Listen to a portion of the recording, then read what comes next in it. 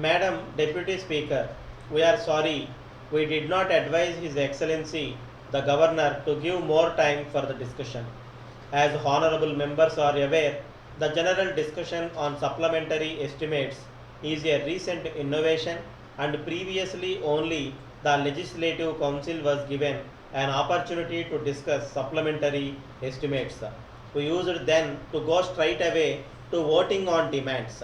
I think for the last 2 or 3 years only we have introduced this procedure of having first a general discussion on the estimates and therefore we shall be having the voting on demands tomorrow. Nevertheless, I feel we have not wrongly advised the governor so far as the time required for general discussion goes. With regard to my friend's objection to the procedure adopted at present, I think he has been raising it for the last 3 or 4 years. As required by the Constitution, we have created a contingency fund and a bill to this end was passed during the last sitting of the House. We have not exceeded the 1 crore limit so far as expenditure is concerned, and I may assure honorable members that we are well within our limits. With regard to the other objection, that the government have no power to vary the amount of expenditure provided in the appropriation bill without the prior approval of the House, and that any proposal not contemplated in the budget estimate should receive the approval of the House before any expenditure is incurred on that proposal. I can only explain the constitutional position in defense of our action.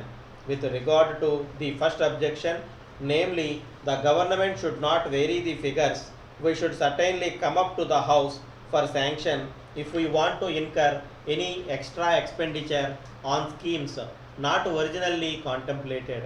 But we can certainly implement proposals for retrenchment without coming to the Assembly for prior sanction. Suppose we want to effect a cut in the provision for travelling allowance or contingent expenditure. Suppose we want to curtail some expenditure on schemes like maintenance of roads, etc., then the constitutional position is we need not come up to the House. Only when we want to embark on new schemes which involve extra expenditure not provided for already, we should have the approval of the people's representatives.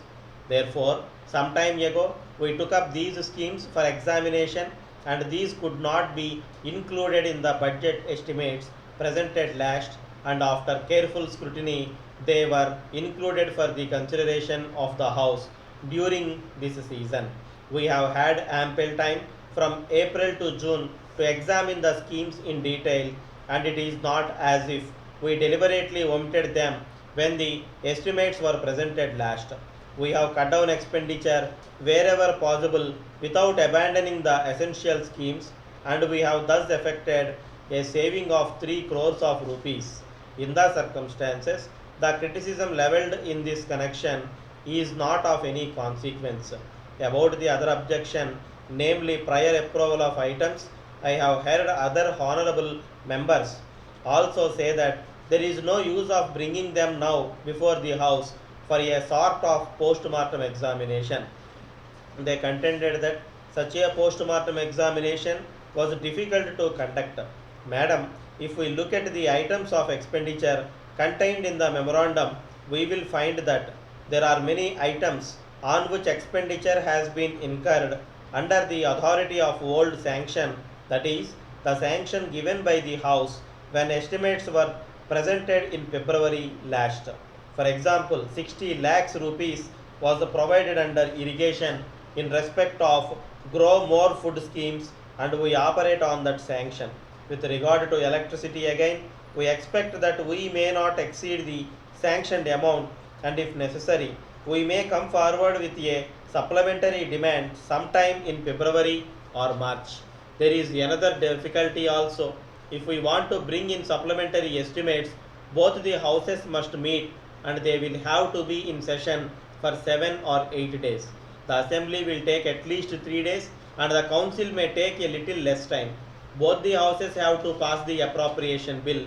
So, a tedious procedure has to be gone through if we are to have supplementary estimates. But we have now got a contingency fund and certain limits have been set beyond which we cannot go in the matter of expenditure.